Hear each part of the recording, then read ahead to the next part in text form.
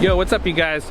Today I've got a tie-in video for you on a Euro nymph that I call the Oil Slick Frenchie. And like always, I'm gonna give you guys 3 reasons why I really like this fly and why I'm choosing to make a video for you guys. Okay, reason number 1 that I like this fly is that it's an attractor mayfly, right? It's got a tinsel body, a pink bead, but it's still got the profile of a mayfly nymph, but it's an attractor version of a mayfly nymph, right? It looks like a lot of different mayflies all at the same time. That's reason number 1 that I like this fly.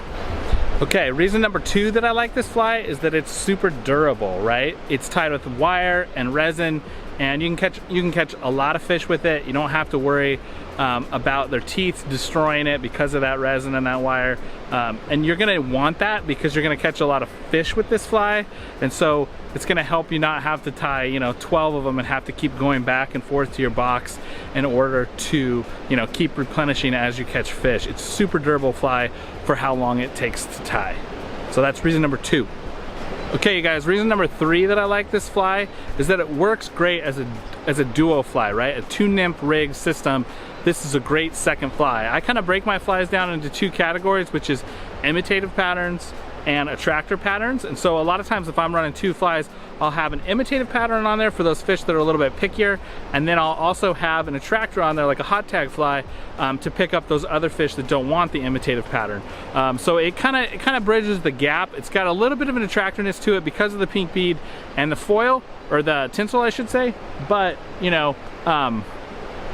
it's a good contrast to like a brighter fly like an egg or a San Juan worm or a hot tag fly, something like that. So it works great as a dropper fly and as a dual fly in a 2-nymph rig. That's reason number 3. Okay, those are the 3 main reasons that I like this fly so much. If you can hit the subscribe button down below, that would be awesome. Keep watching till the end if you want to see the material list, and let's get into tying that fly now. Okay, so in the vise, we've got a size 14 hook here with a 3.5mm slotted pink bead. This is a Hannock bead that I like a lot. I like this metallic pink color. I'm going to attach my thread. I'm using a brown 70 denier thread here. I'm going to advance my thread back to where the barb would be. Come back a few turns, and then I'm going to grab my tailing fibers here. Coq de Leon tailing fibers, and I'm going to get about 6 of those, and I'm just going to rip those off. Line these up kind of against the body right there. I want the tail to be about the length of the body. So now I have those. I'm going to transfer to my other hand and tie those in. I'm going to look and see, okay, how long do I want those to be? Those look about right.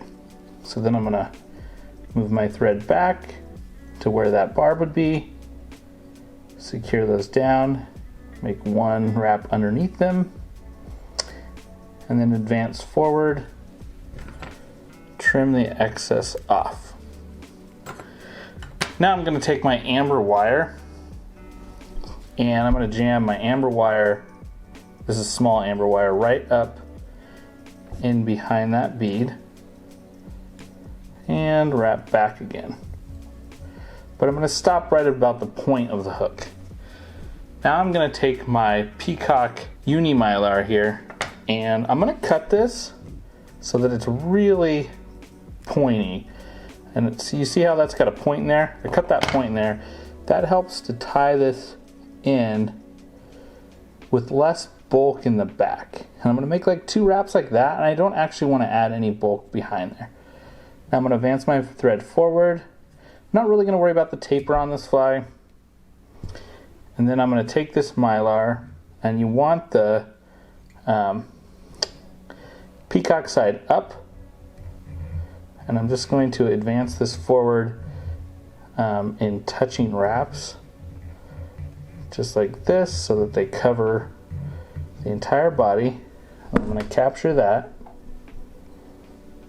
there, just like that. Trim that off right there. Now I'm going to take my wire and I'm going to counter wrap this the opposite direction of the Mylar tinsel. Capture that a few times there, a few times, and then we're just going to helicopter off that wire. A couple more securing wraps over that. Now we're going to take our solar beads right here, and we're going to apply just a little bit. That's actually too much, but we'll pull some of that off. So I'm going to use my bodkin here that I have, and I'm just going to lightly coat this just like you would a thread Frenchie. Just enough to like basically secure the body so that when you're catching fish with this fly, they're not tearing it up. Kind of holds the wire in place, holds the tinsel in place. Now we're going to hit that with our light just to get that secured.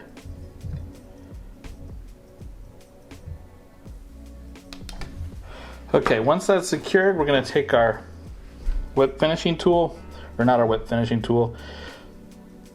Once that's secured, we're going to put our we're going to use our dubbing spinner here, and we're going to create a loop in the line just like this. You can see there's an opening just like this. Secure that down, and then we're going to take our CDC. I use the cheap tool. You can get a special clamp for this, but I haven't found it necessary. So now we've got our CDC feather. Put our CDC feather in there. Kind of cinch that up close to where the thread is, like that. And then I'm going to come in with my scissors, trim off the feather like that, and then spin this up to make a nice little CDC rope for the collar. I'm going to give this a few wraps. You don't need a ton of this. I have a tendency to use more than a lot of folks, but you don't really need that much of it. It just adds some movement to the fly. Trim that off. Stroke everything back. Make a few more securing wraps right there. Now you're going to grab your fox squirrel. Get just a little bit of that dubbing. Get that on the thread just like that. Little rope, and this is just to finish off the collar of the fly. Whip finish, you can throw some super glue on that thread when you whip finish if you want. I don't usually do that. I usually just do one whip finish and break it off like that. Almost done. Now you want to make sure these fibers aren't longer than the tail, so you want to sweep all these back, pinch those off. That is your finished oil slick Frenchie variation. Super effective fly. Get out there in the water, give this one a try. Tie it in a bunch of different sizes. I like a 16 with a 3mm bead as my dropper. This is a little bit heavier pattern for some heavier flows, but I find this fly really effective year round to imitate mayflies. That's your finished fly. Fish it.